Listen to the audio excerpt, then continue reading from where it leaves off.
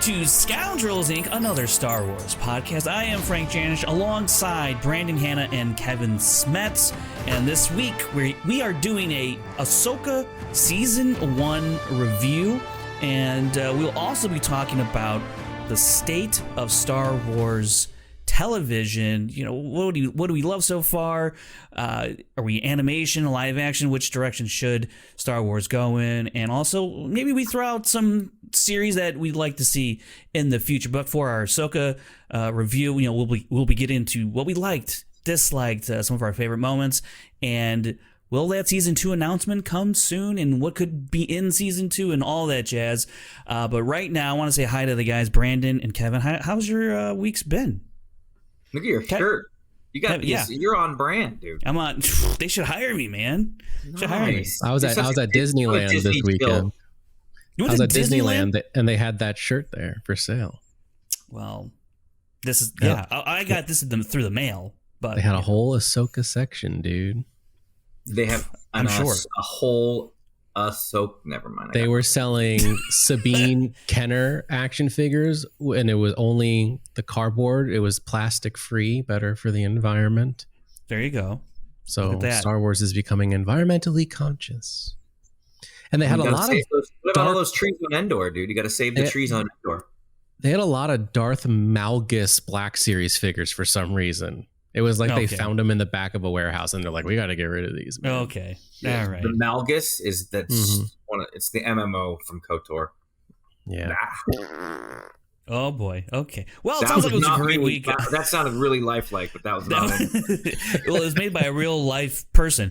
If you're new to the channel, subscribe to the channel. We're almost at 500 subscriber, guys. It's a very, very, and it's like small peanuts for everybody else out there, but for us, it's a pretty cool milestone to hit 500 subscribers. I think we're at 496 as of this moment. Yeah. Maybe by the time you're watching or listening to this, we'll already have hit 500.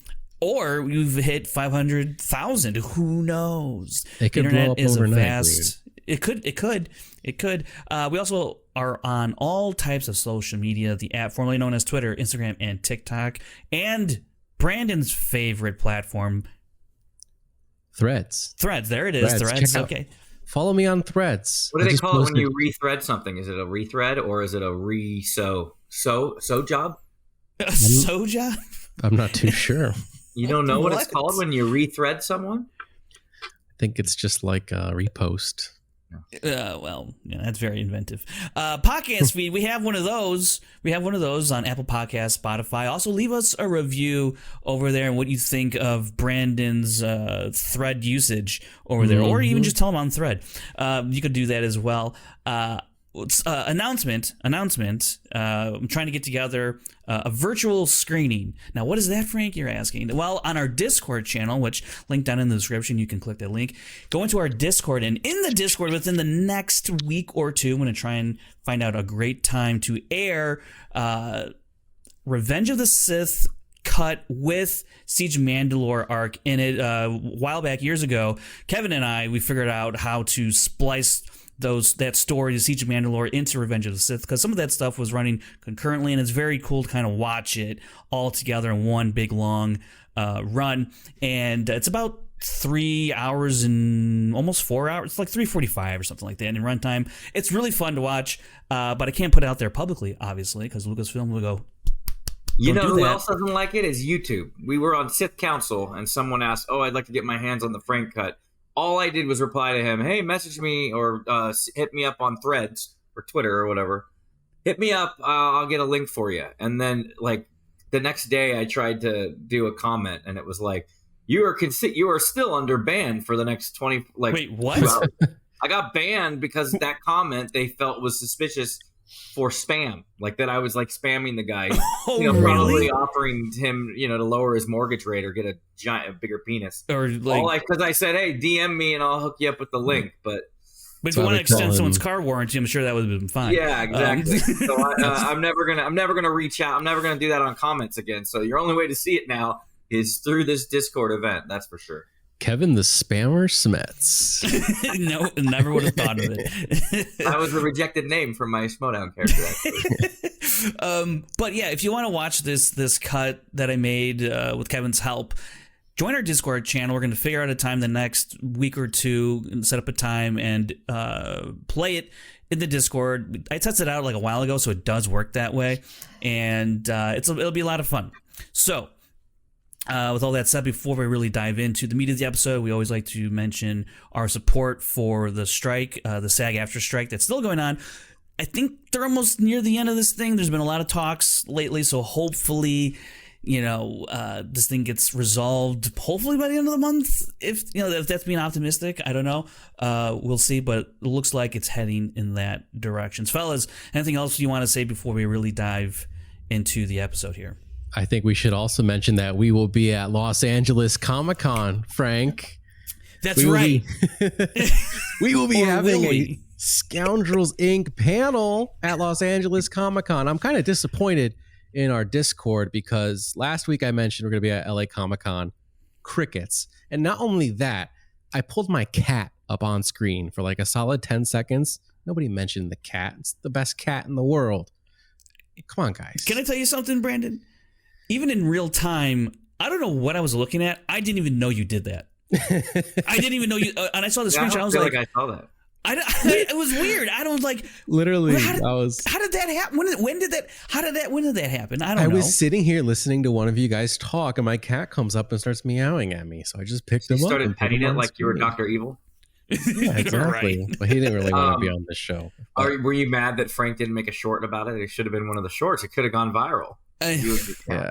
Scoundrels cats. Scoundrels cats. Scoundrels. And it's been a long day. But yeah, my cat will not be at Los Angeles Comic-Con, but we will be hosting a panel either on Saturday or Sunday, December 2nd or 3rd, TBD. We're hoping the cat brings some of its friends, so you can have an audience. Yeah, but bring your cat friends. I don't know how we're gonna pull this off, but oh boy. All right, let's get into Ahsoka season 1. What do we like and what we dislike? Because I think there was a lot of stuff to like about this series, and then some of the things that we dislike or thought they could have done better. I think sometimes that type of stuff can come off nitpicky, but there's also some legitimate, I think, criticisms of the show to be had.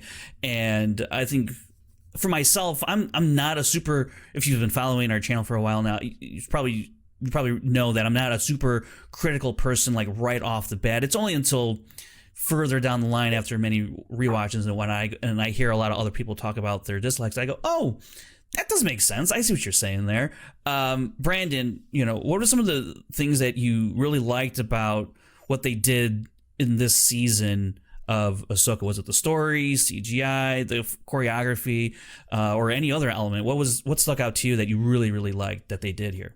Well, I really liked the fantasy element of it all. There were times where it really felt like I said watching an 80s ILM movie, something like Willow or Dark Crystal or something, but at the same time it felt very Star Wars-y to me, which was cool. And I liked that it was another excuse, I guess, for Star Wars to kind of further bridge that gap between the prequel era and the sequel era and the original trilogy, and kind of show oh yeah, we have these characters from Rebels, but we're also talking about Anakin Skywalker and Baylan Skoll. He's a new character to us, but he was at the Jedi Temple during the prequels, and he was also in the Clone Wars, and there's a lot of interesting ideas to discover. So that was what I kind of enjoyed the most about it, was kind of Star Wars expanding its horizons a little bit, especially with the whole idea of a different galaxy and all that fun stuff. So yeah, Kevin, when last week we talked about the season finale, you're didn't like the finale, but I liked the series overall. What are those things that you really liked about the season of season 1 of Ahsoka? Yeah, I mean, overall the characters, all the new ones introduced, also for the newbies that got to get these characters for the first time from animation to live action if they didn't watch the cartoons. I've mentioned it before, my wife and I joked that this was the Ted Lasso of Star Wars.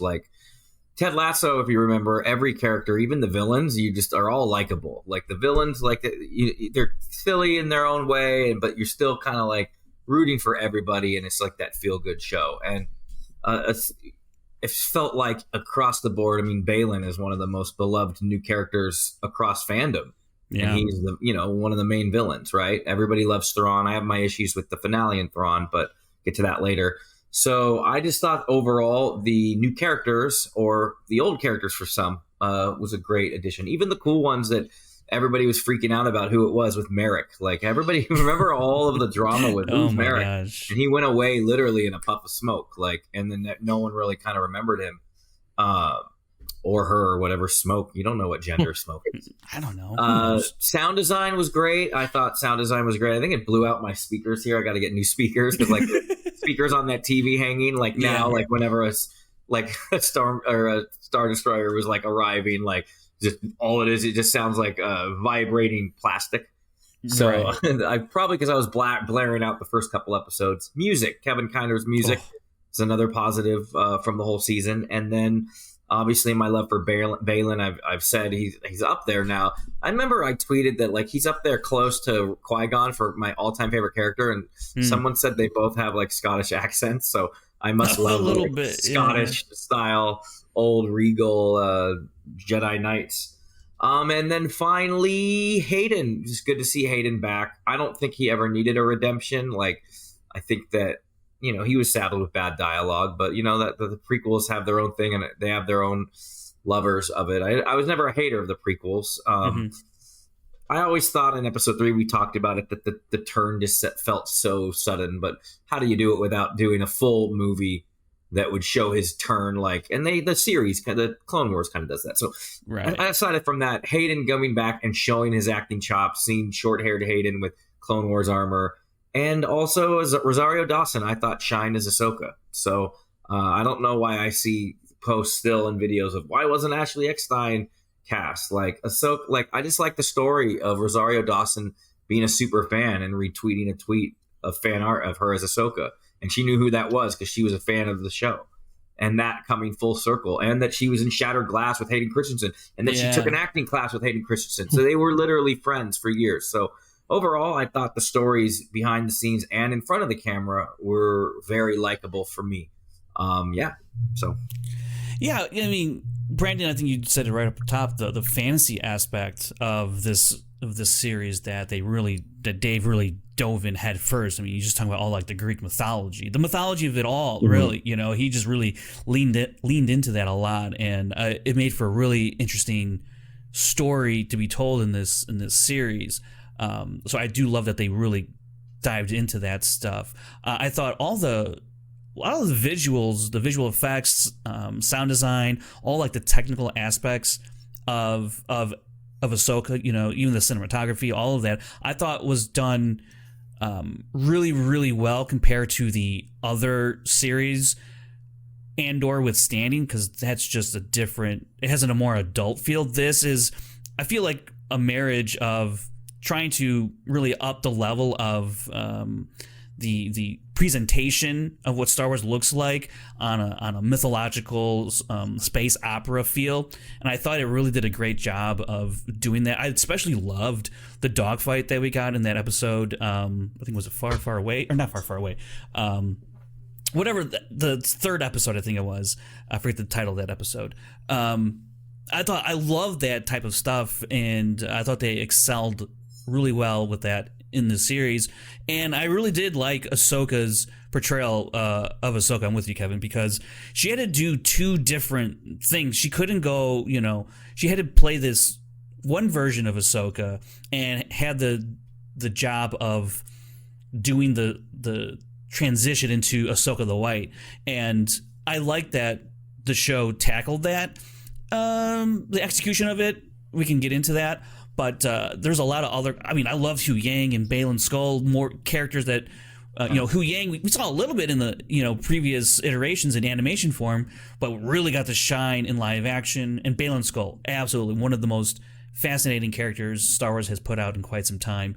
And R.I.P. to the great late Ray Stevenson, and wish he was still around not just for my own selfish reasons, Star Wars reasons, but he seems just like a great guy, and just it's a terrible loss. And so I think overall what the series did, I like that it really dived into classic Star Wars storytelling, and we'll get into all of those other little details and as we get into what we perhaps didn't quite care for. I don't want to say I don't think any of us would say we hated anything in the series. We just they decided to go a different way in terms of execution and storytelling or character portrayals. Brandon, is there something that sticks out to you that you're just kind of scratching your head, or like interesting direction they went in, or maybe you did hate something? I don't know. Yeah, I don't know. I guess I wish I just left me wanting more. I knew it would end on a cliffhanger, but I don't know. Maybe like people say some of the fight choreography / cinematography during the zombie stormtrooper stuff could have been a little better, I guess. And I don't know, my only real complaints are stuff that's done on purpose. Why is the New Republic so incompetent? And sure, this dude's clearly an Imperial loyalist, and they never find out apparently that he is, so because he's in Star Wars Resistance and he's still a senator then. So I don't know. I can't really think of any glaring issues that I had. I really enjoyed the show overall. Kevin, let it rip. Let it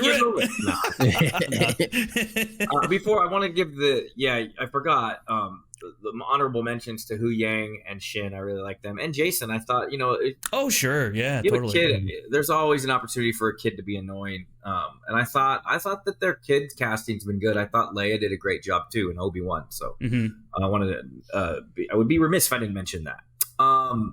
The stuff that didn't work for me, the number one thing for me is the stabbings. There's videos all the time. You can look at it. People making their real working lightsabers out of their garage. And these effers, it takes all of this power and all these cords. You turn it on, and it's this hugely bright, flickering orange flame.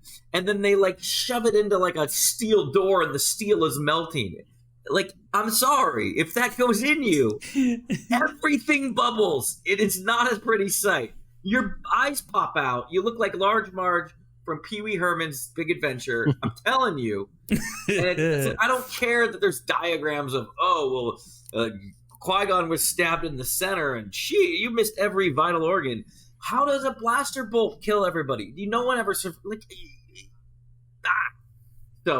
the stabbings, it's not as atrocious. Look, like I said, I get crapped on it from the Sith Council comments, Jedi Way comments, our comments. I guess no one's really giving me crap here, but that I like Kenobi #1 still. And Kenobi. This clown ranked Kenobi #1. I stopped listening. Okay, good.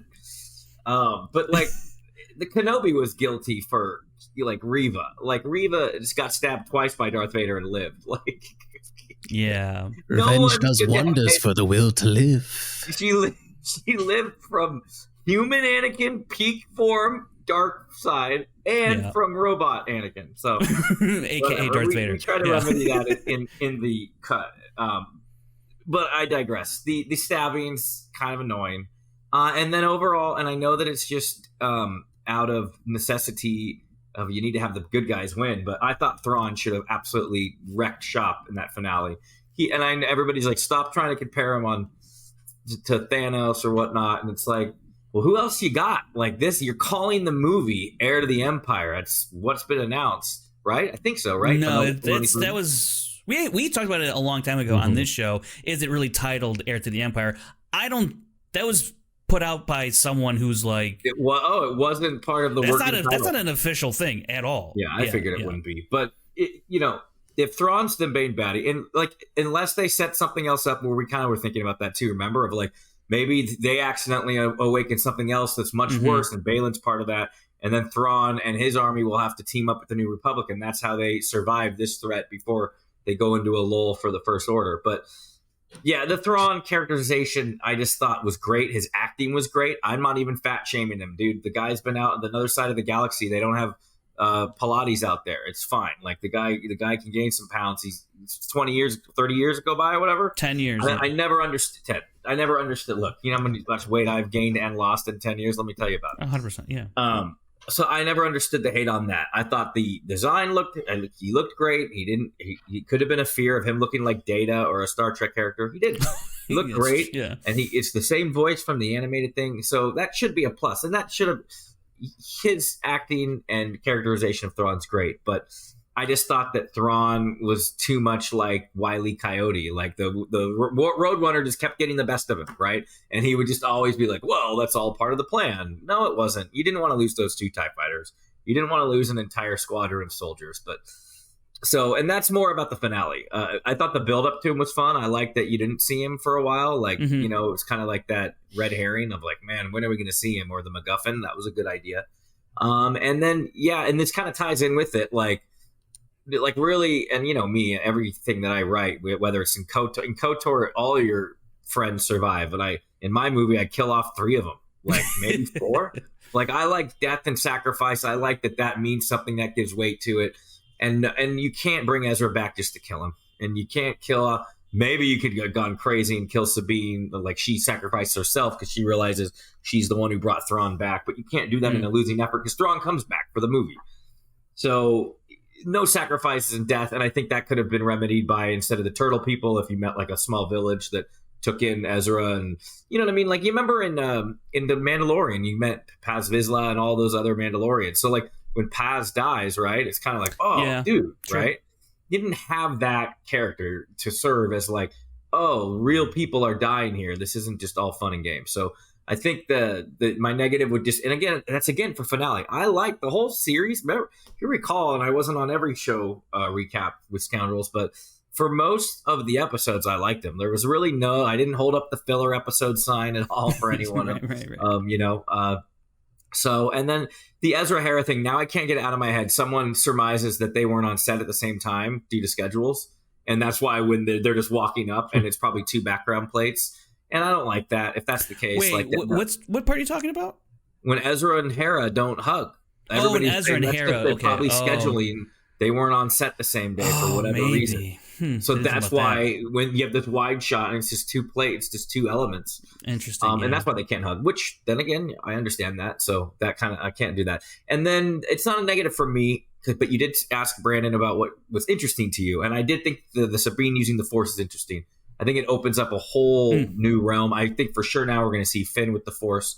And then I was on the board of like, no, they should be born into it. But I kind of like this.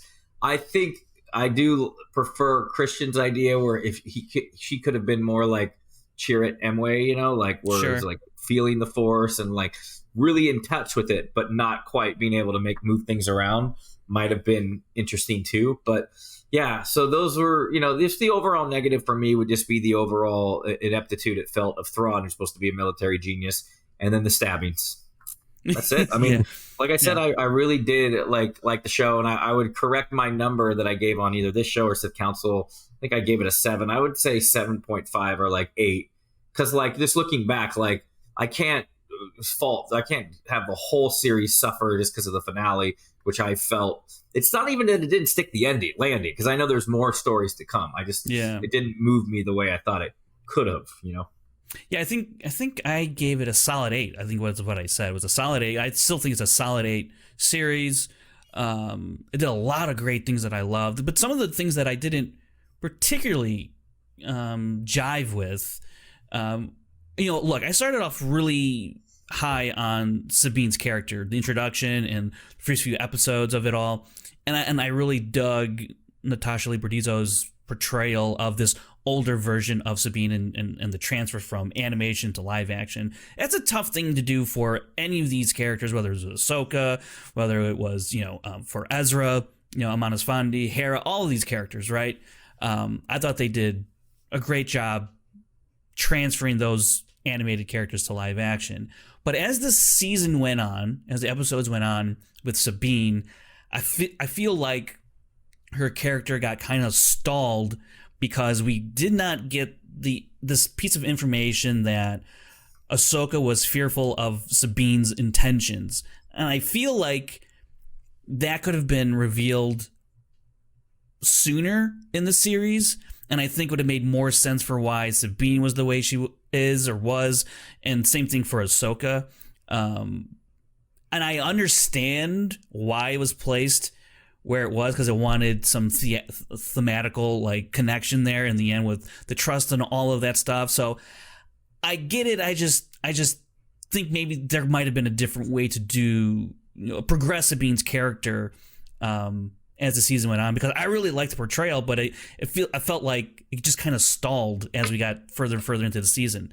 That being said, I think I didn't really have issue with Thrawn, because I'm not like the biggest Thrawn fan, and I generally just kind of roll with the punches, as I said up top. I'm not the most critical person, but I thought I will say this about season 1 of Ahsoka. It reminds me of, because we're going to have presumably a season 2, and then you're going to have the movie, right? What happens in A New Hope? It's pretty good for the good guys, right? They they score the big win, and the Empire kind of walks off with the tail between their legs a little bit. That's what season 1 of Ahsoka feels like to me now when I look back on it. It's the new hope of this 3-part story that Dave Filoni's going to tell, and I think season 2 will be much more of an Empire Strikes Back feel, where our characters are really down and out, and maybe you get a loss. Sabine maybe dies. How do you think this season ended, bro? This season, it didn't end with a throne room celebration. Our characters are stranded at another galaxy again, and Thrawn returned.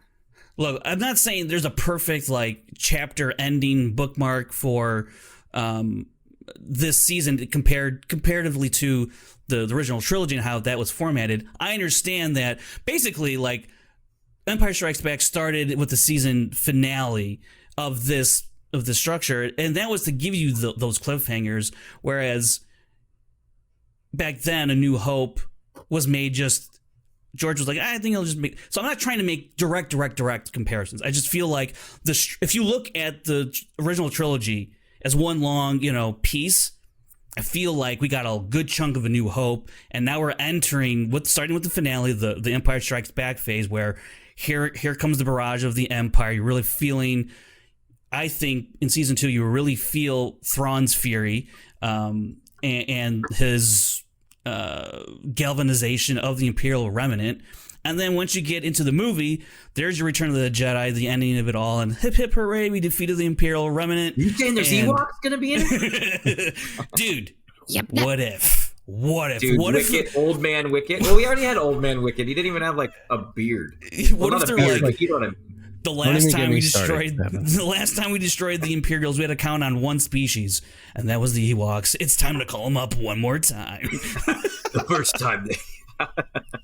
You know what I'm saying? Yeah, so that reminds me of one of my favorite all-time log lines from a movie, and I've tried to steal it and use it in KOTOR because I could never use it. But Rambo 3, the storyline is Colonel Troutman is captured, and he sneaks into Russia to save him or whatever, Afghanistan, whatever it is.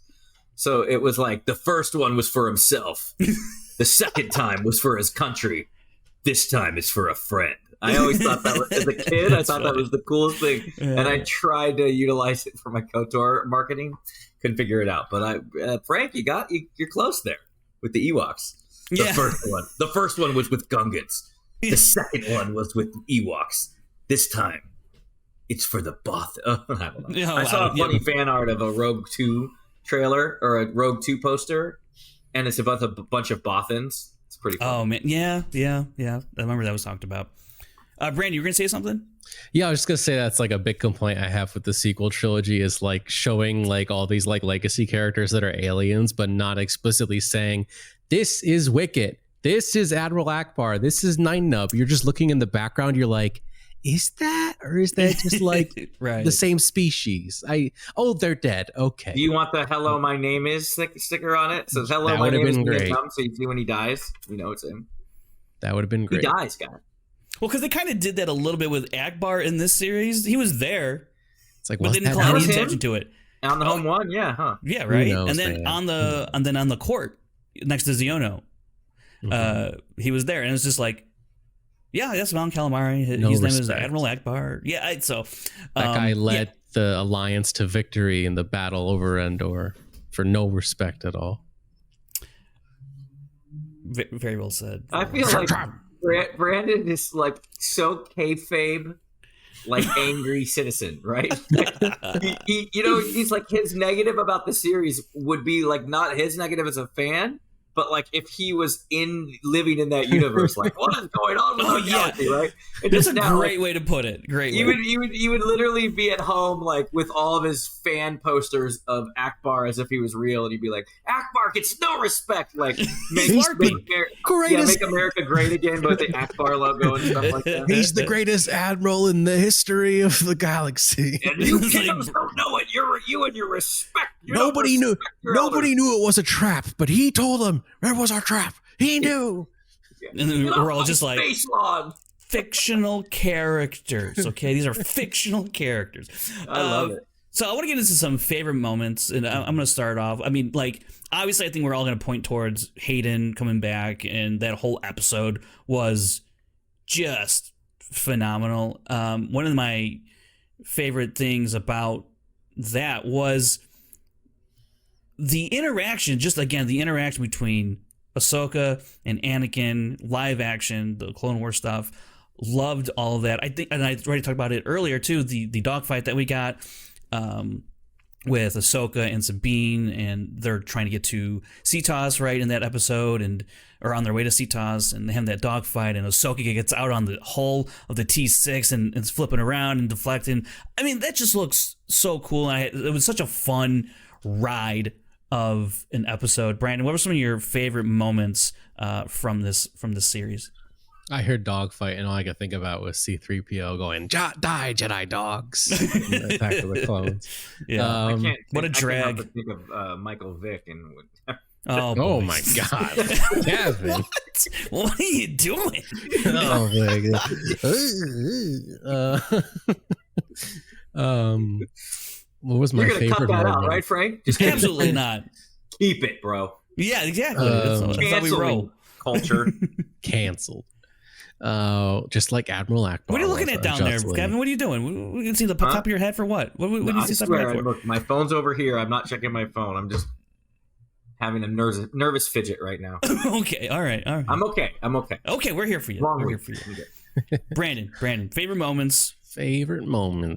I liked Sabine. Did you watch just Sabine? Every single scene we know. Didn't you say you love Shin? Shin's cool. Yeah. I know, but I would say actually when she was fighting Shin, and she like holds up her hand like she's about to use the Force, and then Shin like kind of like hesitates and then goes, "You can't use the Force." And then she goes, "No, but I got wrist rockets." That was a baller move.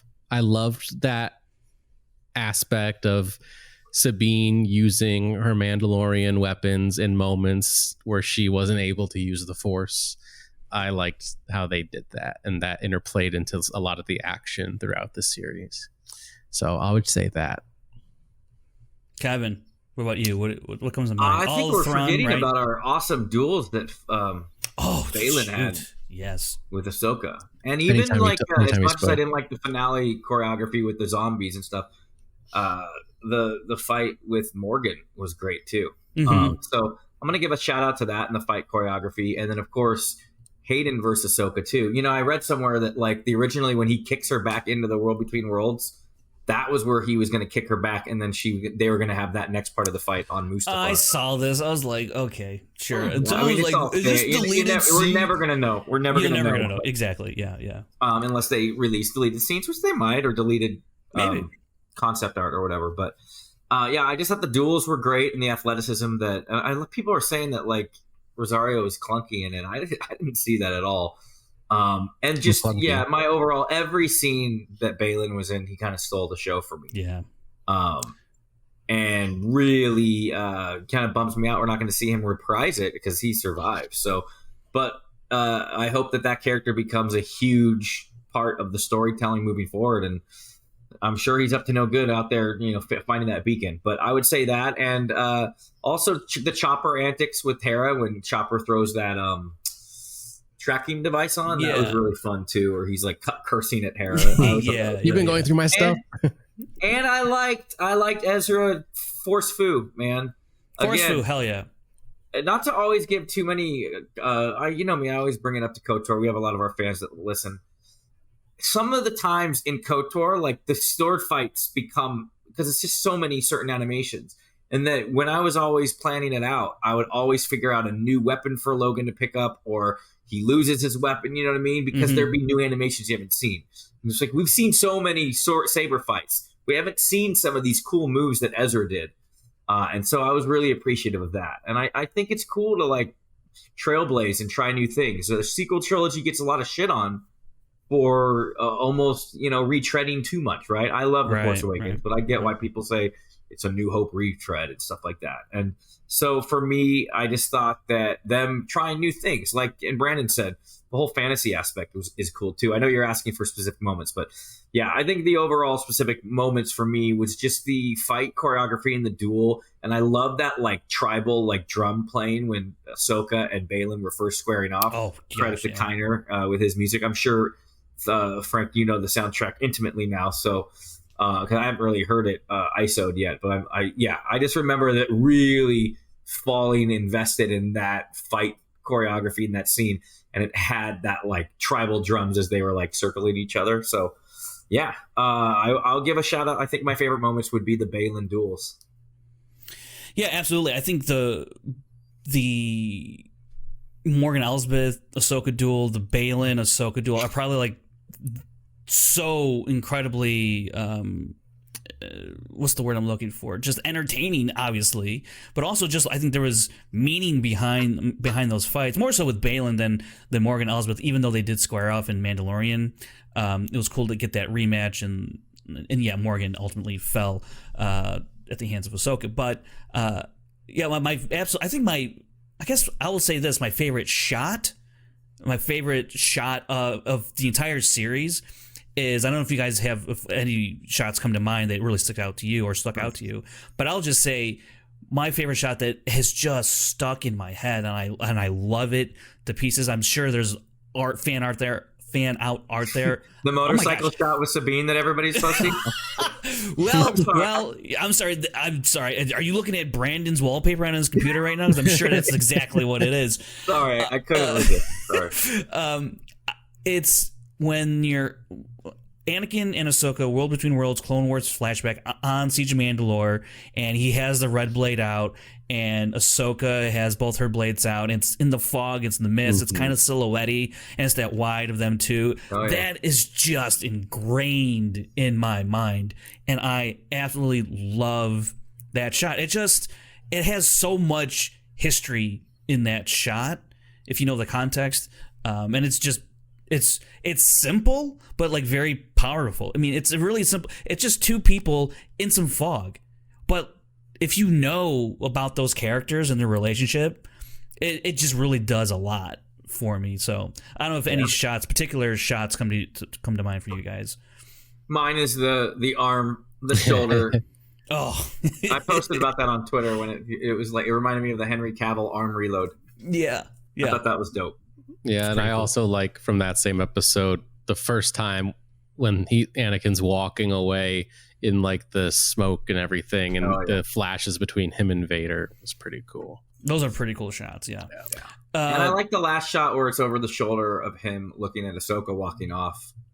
Because it's the same framing from Rebels when she walks and leaves the Order, but it's him as a Jedi ghost watching Ahsoka walk off. Force ghosts can travel between galaxies. Confirmed. Can they come to Earth? Find out next week on Ahsoka. All right. So before we wrap up our little season 1 review, I have a little fun game for you guys now. Oh, okay. And I stumbled upon this because I wanted to remind myself to mention the Easter eggs that we talked about. But then I just thought on the fly right now, it won't take too long. Sorry, Frank. We do a little fun game where I'll mention a word that's considered an Easter egg, and then you guys kind of just tell me if you remember where or why, if you have any guesses or if you don't, right? Okay. It's kind of fun. Okay. And for you guys listening along, it would be fun to see. You might have missed some of these. So this is from an article from theweek.com that the best Star Wars Easter eggs you may have missed, and it's throughout the whole season, okay? Okay. So the first one, I will say, Hu Yang responds to communications from Home One using which call sign? Which is a fun Easter egg. Ooh, what call sign was it? Fulcrum. Fulcrum it is. That's what I was going to say, too. Yeah. It's not a game. It's whoever gets it, you just shout it out. I So win. yeah, Fulcrum was the bro. alias Ahsoka used while aiding the rebellion in Star Wars Rebels. This is one I don't think any of us will get because I didn't get until I saw it today. Okay. Mm-hmm. What was it? 1974. Does anyone know this reference? Wait, start from the beginning. You just said 1974. What are you talking about? Like, This is the next just Easter. 1974. That's it. Yeah, that's your clue. No scene context or anything. Is that the year George started writing the? No. Ahsoka's ship is identified as T61974. Likely a reference to the fact that Ahsoka creator Dave Filoni was born in 1974. Oh, okay. Well, All right, here we go. Clancy Brown makes a surprise appearance as who, everybody? The dude on the planet. Lothal. the governor. The governor. Right, yeah, the governor right. from Lothal. I always thought that was cool, too. Another character that got to reprise his role. One of the few. Did we talk about this on the show? When Sabine's a no-show, Ryder introduces Jai Kell. That was another character that was animated in Rebels too. I think it's from a different actor, but we talked. Yeah, it's a different actor. We talked about it. He's with Ezra. Yes, yeah. He's in the last season of. He shows up in the last season of Rebels. He helps Sabine and Ezra get to Ryder we'll see a Hazadi. Reunion season 2. Maybe. Oh, that'll be a great scene. By the way, that would be cool. I'm sure that would be your next thing is season 2 predictions. Does Ezra return to his room? And there's always that thing when you return to the room and you pick up helmets and stuff like that. I'm probably jumping ahead of you. I'll just jump to a couple more of the big ones. I don't. No, these are cool. Yeah, I like it. I'm just having fun. In the episode Toil and Trouble, Ahsoka and Hera visit a shipyard on what planet? Corellia. Come on, Corellia. Also from Star Wars or Han Solo, a Star Wars story. Who could forget? This is my favorite Easter egg. I would say is the droid classifications. Do you guys know what droid these assassin droids? What they were classified? HK.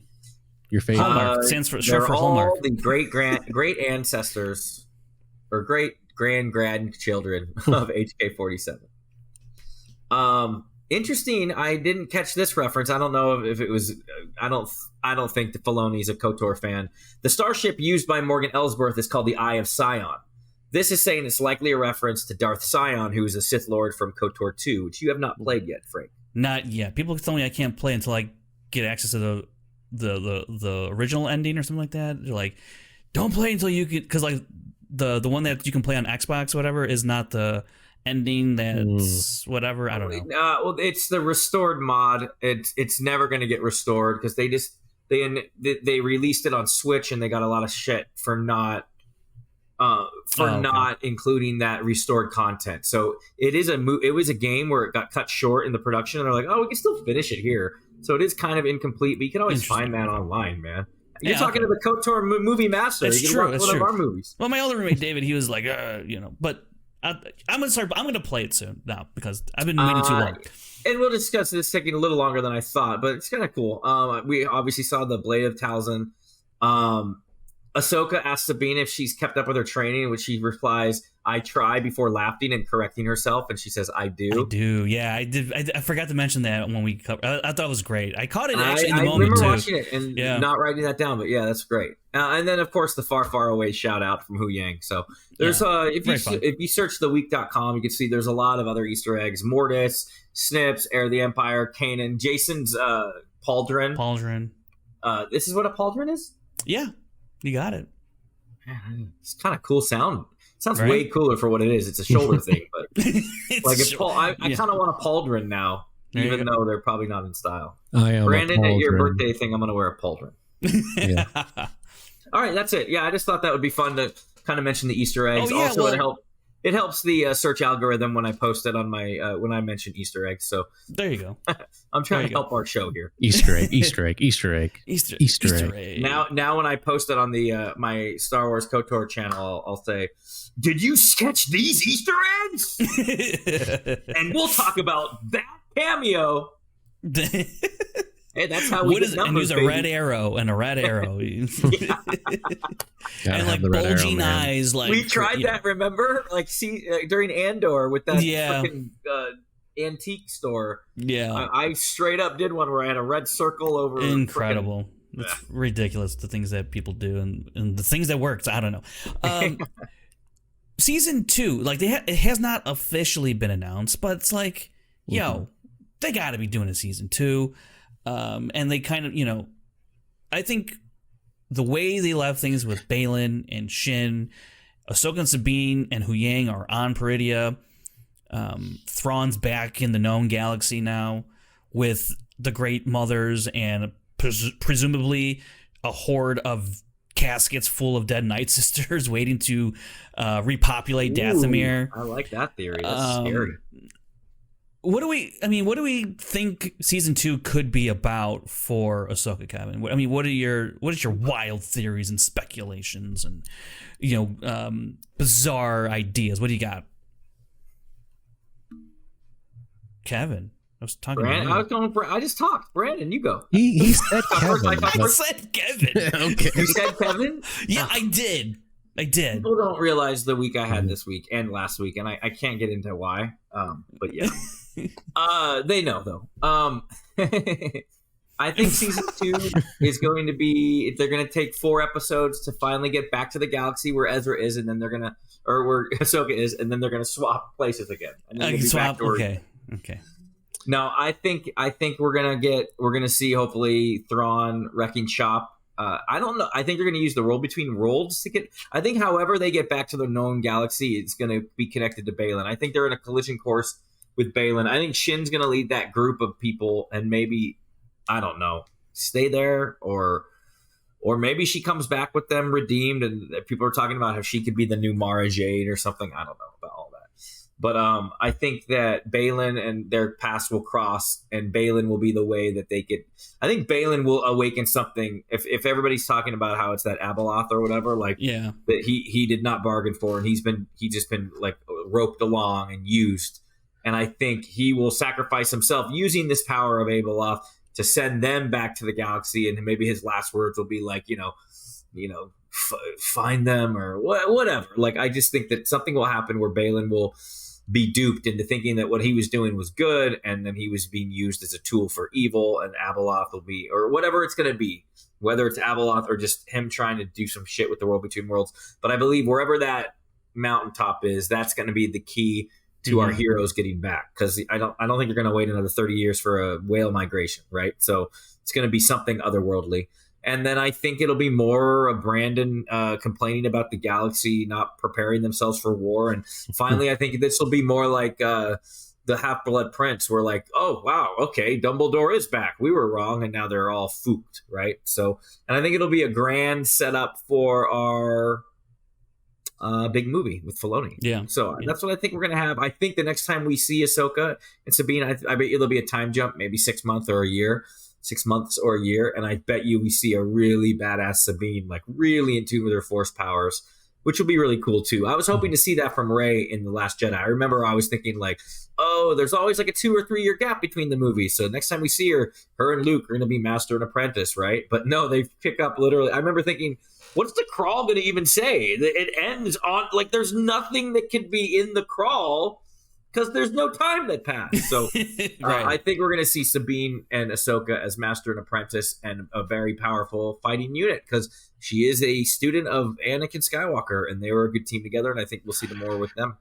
And yeah, what do you guys think? Yeah, I think that they're going to go to like Mortis or something Mortis adjacent, and there's going to be maybe some shenanigans with the sun. I don't know, somehow Anakin might get back involved and help bring true balance to the Force, yada yada yada, because he's the chosen one, Right. And he did bring balance to the Force, but then somehow Palpatine returned. Hey, he returned. It was already balanced, though. All right, calm down. He says in that movie, "Bring balance to the Force, Rey, like I did." Canon. But I think, yeah, we're gonna see the galaxy go to war with Thrawn and the Imperial Remnant. And what I'm hoping for in this movie, especially like obviously they're gonna have to recast Baylan. They have to keep the character's story going. So hopefully something like that gives them the guts to finally recast Han, Luke, and Leia, because we're gonna need them in this Filoni movie for it to make any sense whatsoever. So hopefully that happens. Yeah. Amen. Season 2, I don't think, when I think about it, this show is about, it's titled Ahsoka, right? And and it largely dealt with Ahsoka and the people around her. Baylan and Shin don't necessarily fall in that camp. Baylan he's not concerned with Ahsoka. He's not concerned really at this point anymore with Shin even. And Shin, I think she may still have an axe to grind with Sabine and Ahsoka and all that. I think there's going to be, and this may also be because Ray Stevenson is no longer with us, but I don't think we're going to get a whole lot of the Baylan character in season 2. I think the fact that Filoni has talked about keeping the world between worlds a little vague and trying not to explain it all, have there be some sort of explanation of it. I think the same could be true for Mortis. I know we had a whole arc of it in Clone Wars, and I think that's as far as they probably need to go. We know it's some mystical stuff. I think it'd be interesting if we see Baylan get to some sort of Mortis plane, and then that's it. And that's it. End of story that's going to be told to us. Whatever happens to Baylan when he gets over there, who knows what happens. He accomplished what he set out to do, to find that, and then whatever happens, because I think it gets really, really dicey if you try to explain, the power that he might hold or what he could do or what it's capable of, because then you're just going to get a whole mess in terms of, well, how come they didn't do this in the sequel trilogy? How come we did blah, blah, blah, all this and the other? And it's like, I don't think that's really ever going to completely jive, because I do think that this series and Mandalorian and what have you kind of are bridging that gap, especially with the New Republic, all that stuff, kind of bridging that gap for the sequel trilogy and all that. So, okay. But I think season 2 is going to evolve a lot around Ahsoka on Peridia getting off, and maybe who knows what happens with Skeleton Crew that might come into play and might jumpstart season 2 in the way that Book of Boba Fett jumpstarted season 3 of Mandalorian with Grogu and Mando getting reunited. In that series, I could totally see something like that happening in Skeleton Crew, because it's all connected. It's all of them working together. So that's my wild speculation in terms of, yeah, they're on Peridia right now, but maybe in Skeleton Crew, in an episode they get off, and now they're in the known galaxy when we start season 2 of Ahsoka. That could totally be a thing, I think. Do you think I'm far off on that, Kevin? That we could see some resolution in Skeleton Crew? Because they get lost, right? It's going to be very much like what is it, the Star Trek Voyager, or one of them where they're all lost, or like Battlestar Galactica, where they're like really far off and they're trying to get home. That'll be really interesting if Skeleton Crew's the one that picks them up. Damn. Maybe, I don't know. That's how they all get home together. Yeah.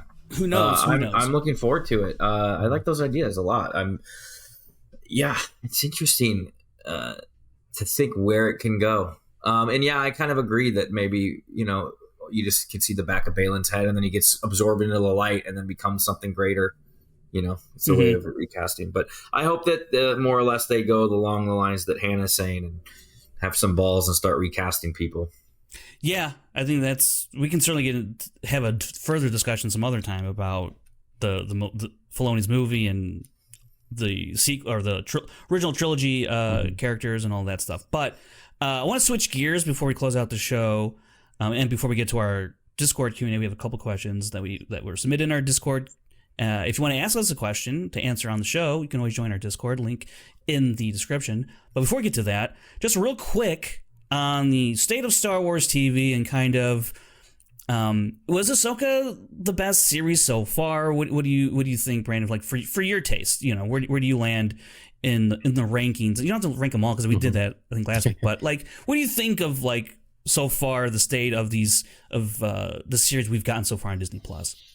I really enjoyed it. Overall, like not everything's been perfect, but I get something out of every single show.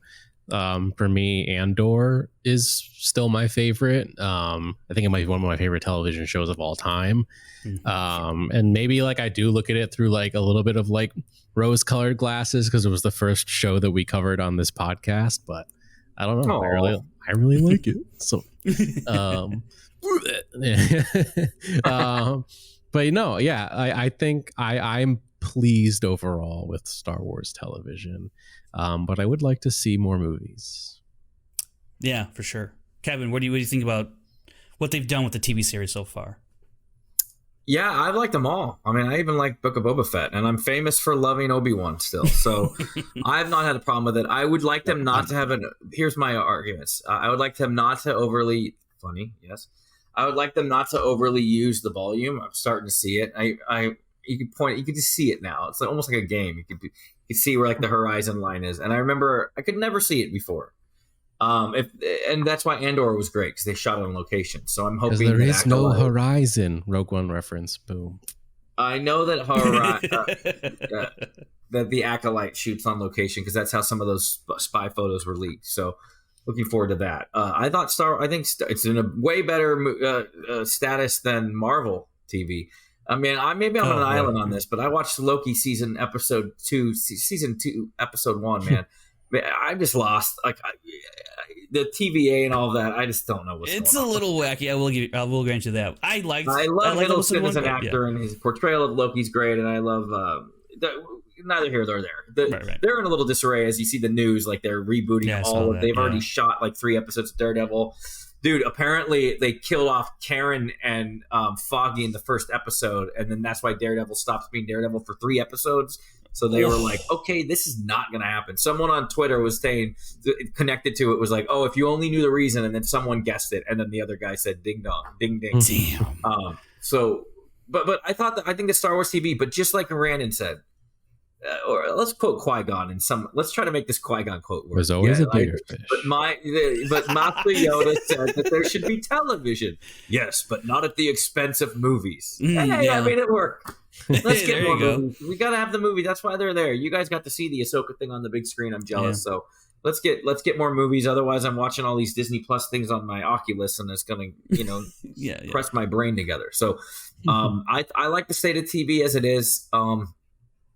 I'm trying to think, like, are there shows that I don't like? Like, there's not. So I just don't want it to replace movies. Yeah, I don't want it to replace movies either. I do like all the shows to varying degrees. Of course, I can rank them, but in terms of my preference, and a lot of it, I like the ideas and the concepts behind each and every show, and then it really just comes down to execution and how everything is presented, because I think as much as Obi-Wan can be, the derision it gets for Reva storyline, I think all that stuff is interesting. It's just how they went about certain things. And I could say the same thing about Book of Boba Fett or Mando or Ahsoka, right? Andor seems to be kind of like the only exception where I'm like, man, there's not a thing I would change about Andor, which is crazy. Except B2EMO, you change him, obviously. Oh, all right, that's enough. It's like, where's Marva? You gotta do. Where's Kevin? Kevin. Oh man.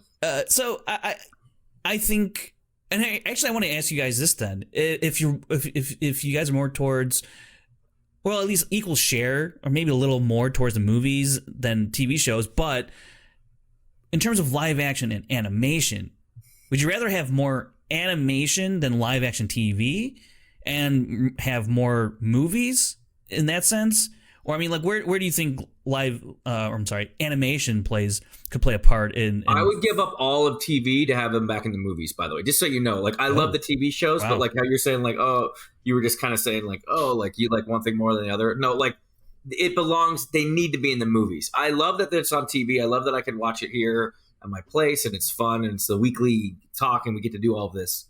I get it. And without TV, we wouldn't get Andor, and we wouldn't get, to quote Brandon Hanna, Kino Loy, if he can't swim, how did he swim our way into our hearts? Yeah. I still love that. Never unpin that from our Twitter. Yeah, I'm never going to.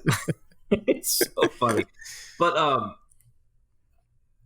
would give it all up to make sure that if we had a movie every year. We were in such a good world. We had a movie every year. December, it was great. Like clockwork. It was became like a Christmas tradition.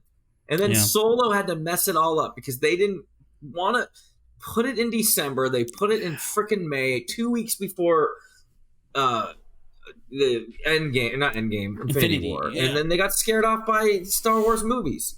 And they're saying, oh, it's like oversaturation.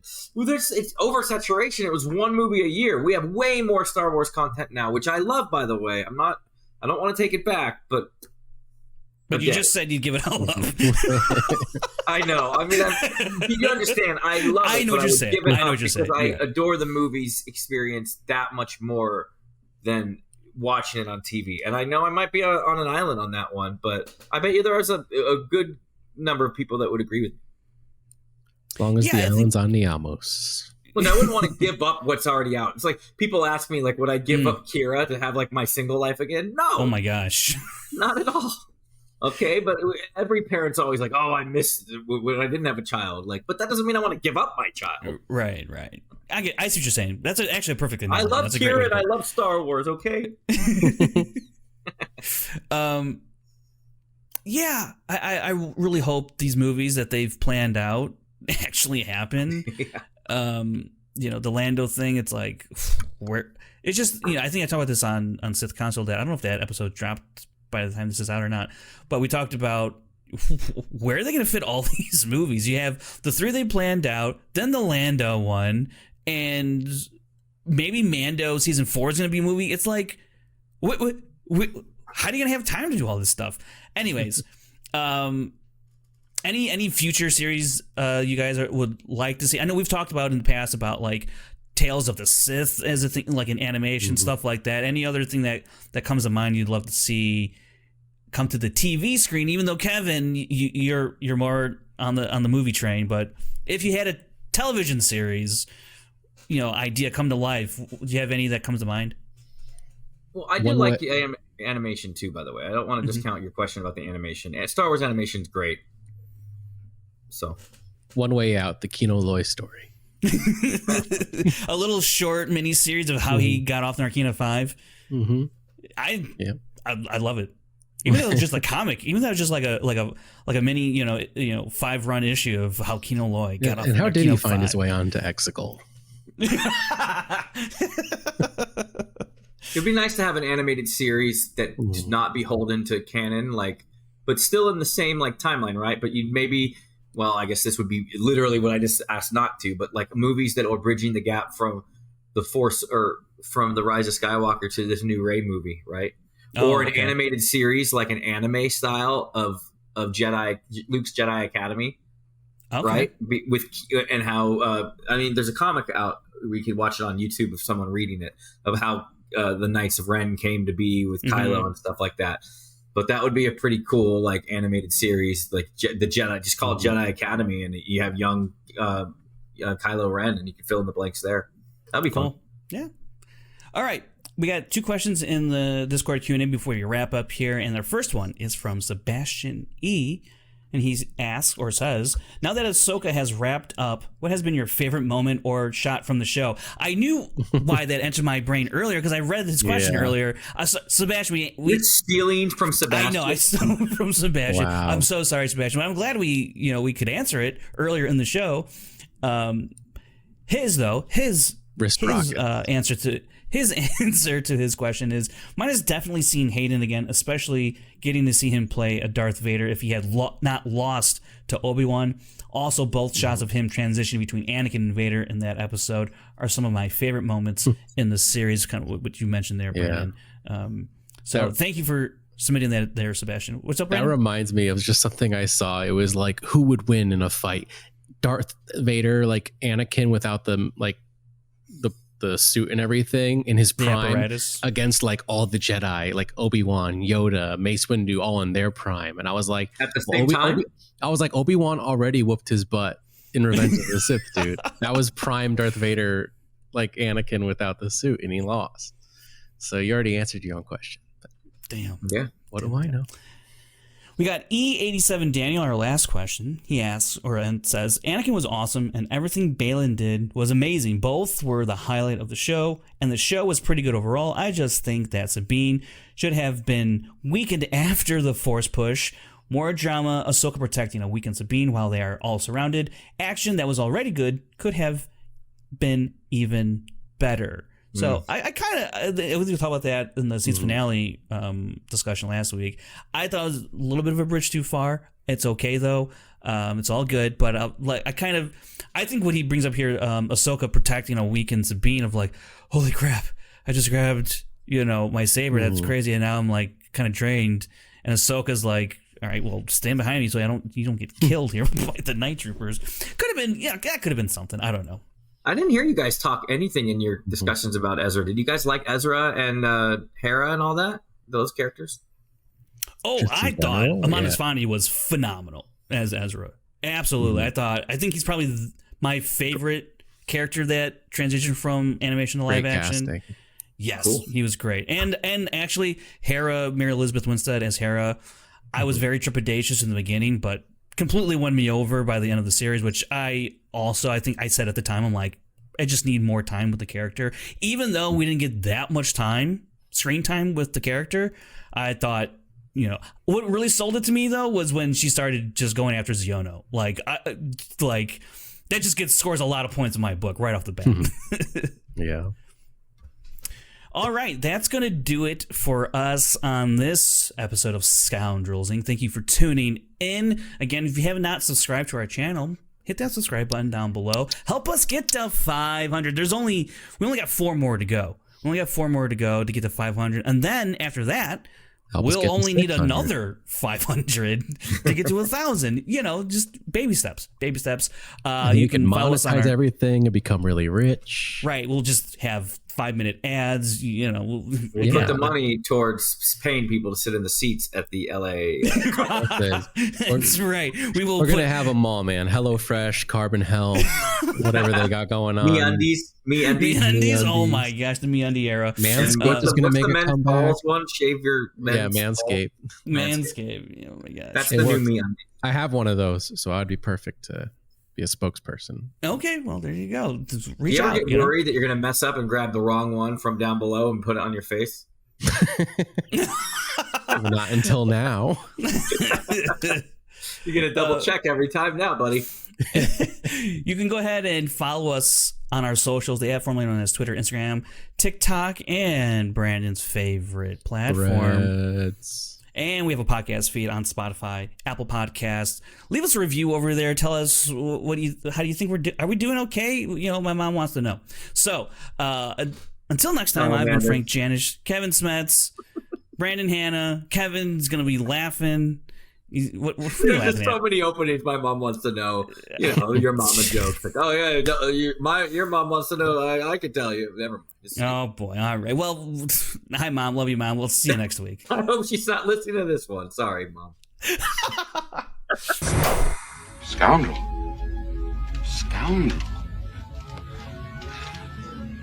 I like the sound of that.